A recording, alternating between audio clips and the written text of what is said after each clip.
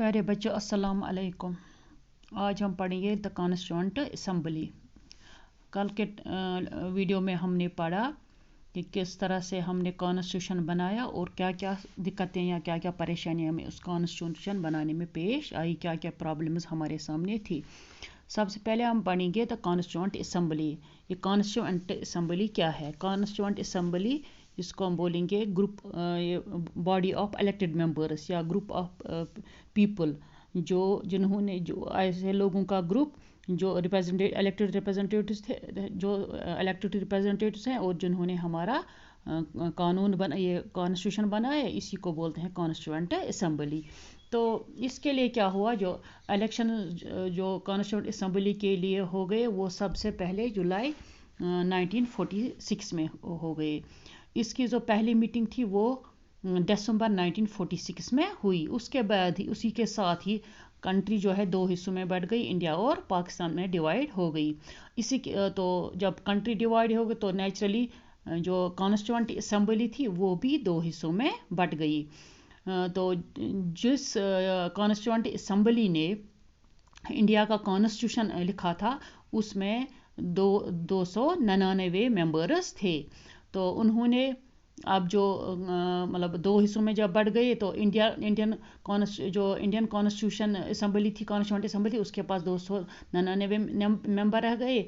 तो उन्होंने अडॉप्ट किया कॉन्स्टिट्यूशन 26 नवंबर 1949 को। लेकिन अब ये इम्प्लीमेंट जो हुआ ये 26 जनवरी 1950 को हुआ। तो इसी दिन को हम यहाँ हिंदुस्तान में 26 जनवरी को हम रिपब्लिक डे के तौर पर इस दिन को मनाया जाता है। रिपब्लिक का मतलब है जहाँ कंट्री का हेड जो है उसको बाय इलेक्टेड किया गया होता है, बाय लोगों से या वोट के जरिए इसको इलेक्ट किया गया होता है। तो अब सवाल ये है, जो ये कॉन्स्टिट्यूशन है इसको 6 डिकेड से पहले इसको बनाया गया, हम इसको क्यों अब भी एक्सेप्ट करते हैं, जबकि बहुत सारी कंट्रीज़ ऐसी है जिन्होंने अपना कॉन्स्टिट्यूशन जो है वो इसको बार बार लिखते हैं, फ्रेश नया कॉन्स्टिट्यूशन बनाते हैं और नए रूल्स इसमें इम्प्लीमेंट करते हैं। नई पार्टी आती है, नया सोशल ग्रुप आता है, जो बड़े बड़े सोशल ग्रुप से या पॉलिटिकल पार्टी से इसको नए सिरे से नए तरीके से बनाते हैं, जिसकी मिसाल हमें नेपाल में मिलती है। एक कंट्री हमारी नेबरिंग कंट्री नेपाल है, वहाँ उसको चेंज किया गया है। इसी तरह दूसरी कंट्रीज़ है, वहाँ भी इसको एक छोटा सा एक कागज़ का पीस समझते हैं, टुकड़ा समझते हैं और कुछ नहीं। लेकिन हमारी कंट्री में इस कॉन्स्टिट्यूशन को डिफरेंट तरीके से फॉलो किया जाता है। तकरीबन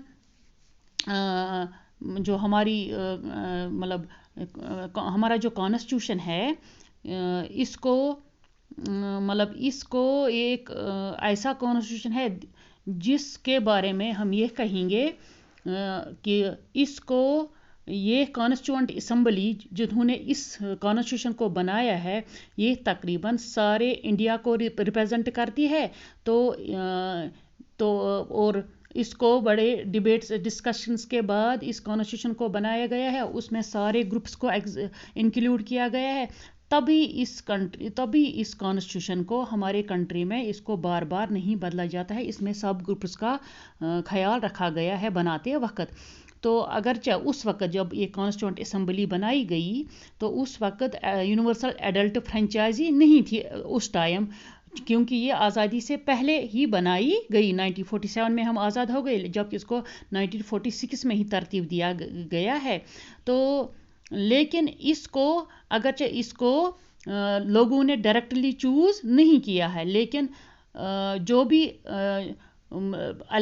भी हमने पढ़ा है कि जो यहाँ ये ब्रिटिश रूलर्स थे उन्होंने यहाँ के स्टेट्स को हक दिया गया था कि आप अपनी प्रोविजनल लेजिस्लेटिव काउंसिल चूज़ करो, जिसमें लोगों ने हिस्सा लिया था।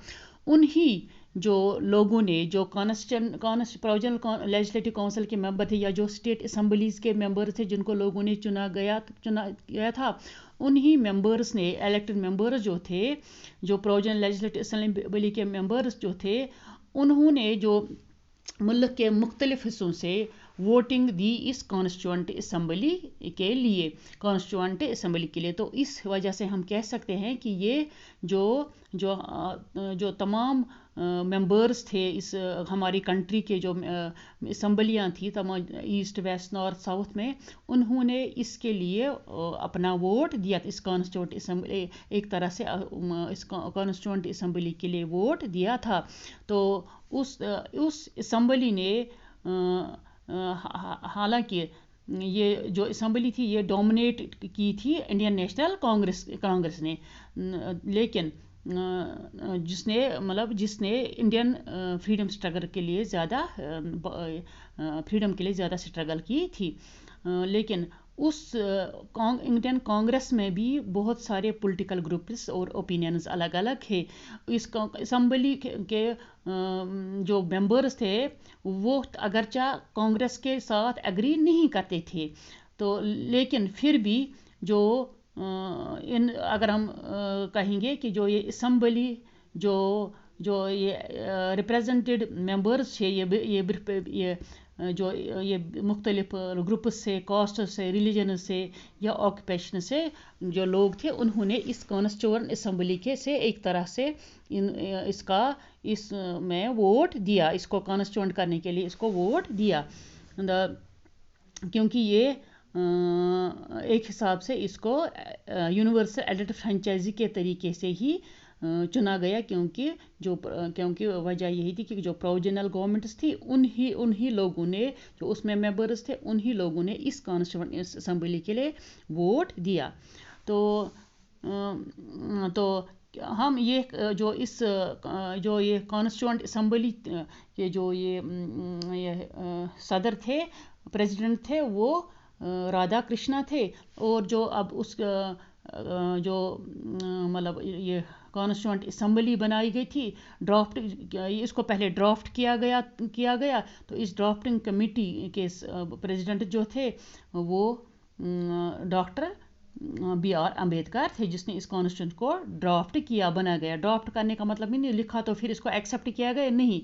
तो इसके साथ जब कॉन्स्टिट्यूशन ड्राफ्ट किया गया तो तकरीबन 114 दिन पर इस पर बहस हो गई, डिस्कशंस हो गई, 2000 बार इसको अमेंडमेंट किया गया। तो तब इसको मतलब एक्सेप्ट किया कॉन्स्टिट्यूएंट असम्बली ने, डिबेट्स के लिए, डिस्कशंस के लिए। डिस्कशन हो गए कभी, मतलब कहीं तो सारे इसमें ये देखा कि सारे ग्रुप्स को इसमें इंक्लूड किया गया, सारे जो मुख्तलिफ किस्म के कल्चर के लोग हैं, मुख्तलिफ रिलीजन्स के लोग हैं, मुख्तलिफ ज़बानों के लोग हैं, इन सब को जब मतलब हर प्रोविज़न हिंदुस्तान में, हर स्टेट में, हर साइड में अलग अलग लैंग्वेजेस के, अलग दर मज़हब के लोग रहते हैं, यहाँ मुख्तलिफ डाइवर्सिटी की पॉपुलेशन है। तो इन सब को इंक्लूड किया गया, इनकी सोच का, इनके हर एक चीज़ का ख्याल रख के कॉन्स्टिट्यूएंट असम्बली को, या हमारे कॉन्स्टिट्यूएंट असम्बली ने हमारे कॉन्स्टिट्यूशन को तरतीब दिया, मतलब ऑन द रैशनल, मतलब behind every provision of the constitution, मतलब हर एक तबके का इस कॉन्स्टिट्यूशन में ख्याल रखा गया थ्रू कॉन्स्टिट्यूएंट असम्बली। तब हमारे इस कॉन्स्टिट्यूशन को तरतीब दिया गया।